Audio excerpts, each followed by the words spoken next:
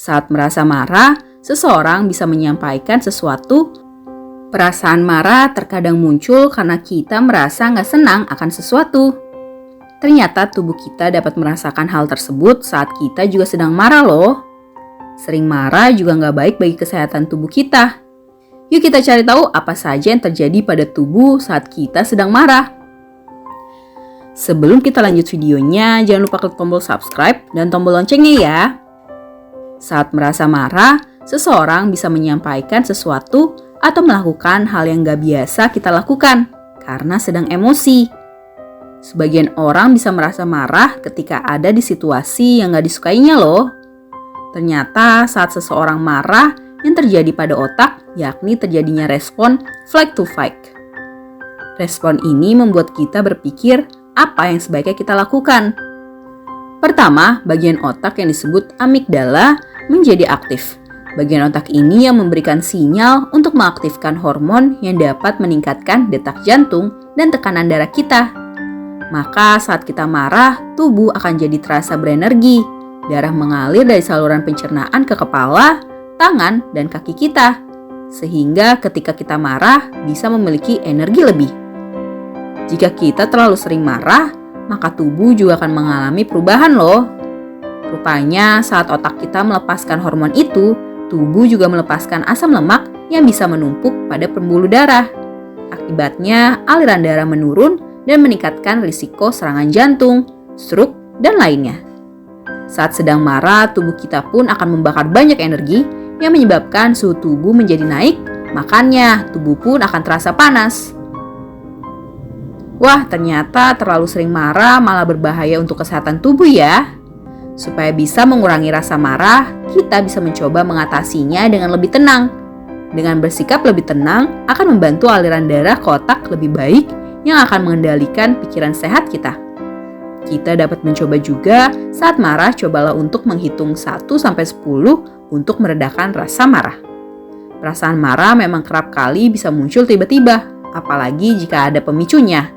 Namun sebaiknya kita belajar untuk mengendalikan rasa marah agar nggak menimbulkan reaksi yang berlebihan. Nah, itulah penjelasan tentang yang terjadi pada tubuh apabila kita marah. Sekarang kita cari tahu tentang fakta menguap yuk. Biasanya, seseorang yang memiliki ikatan secara emosional akan mudah terpengaruh untuk menguap juga.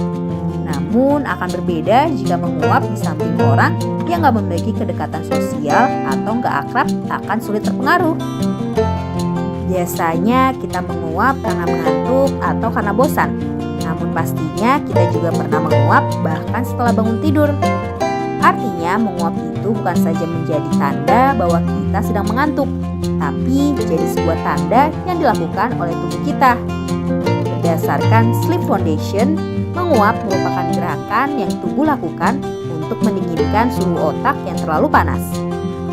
Saat menguap secara alami, kita akan merenggangkan rahang serta meningkatkan aliran darah ke leher, wajah, dan kepala. Ternyata menguap itu merupakan sebuah respons yang diberikan oleh tubuh kita loh. Yuk kita cari tahu lebih lanjut tentang fakta tentang menguap. Sebelum kita lanjut videonya, jangan lupa klik tombol subscribe dan tombol loncengnya ya. Tanda tubuh membutuhkan oksigen. Ketika jumlah karbon dioksida dalam darah meningkat, tubuh kita membutuhkan oksigen. Salah satu respon atau tanda yang diberikan tubuh yakni menguap. Menguap merupakan reaksi spontan untuk memberikan pasokan udara ke dalam tubuh dan perenggangan dari gendang telinga sampai saluran pernapasan. Menjaga suhu pada otak. Menguap menjadi sebuah tanda bahwa otak kita berusaha untuk memaksimalkan daya konsentrasi kita loh. Otak kita sama seperti mesin yang membutuhkan istirahat. Jika melakukan aktivitas terus-menerus dengan kapasitas yang besar, suhu otak menjadi panas dan otak memerlukan pendingin. Salah satu caranya yakni dengan menguap.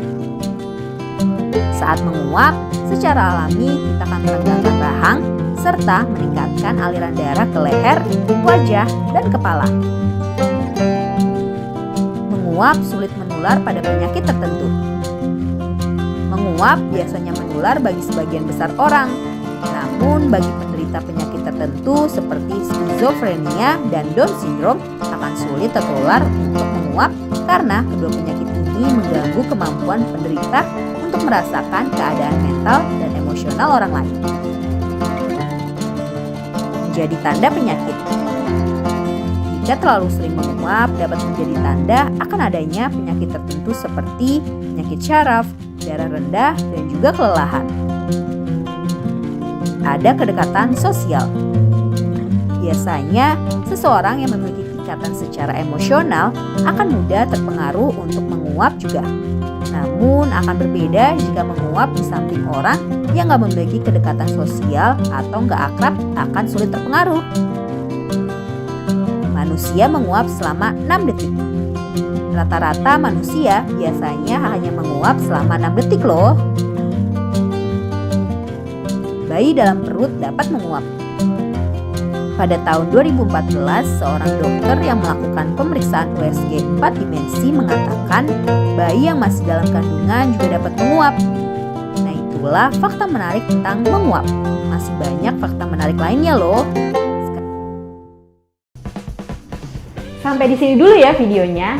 Jangan lupa like, komen, subscribe, dan share ke teman-teman lainnya ya kids. Bye-bye!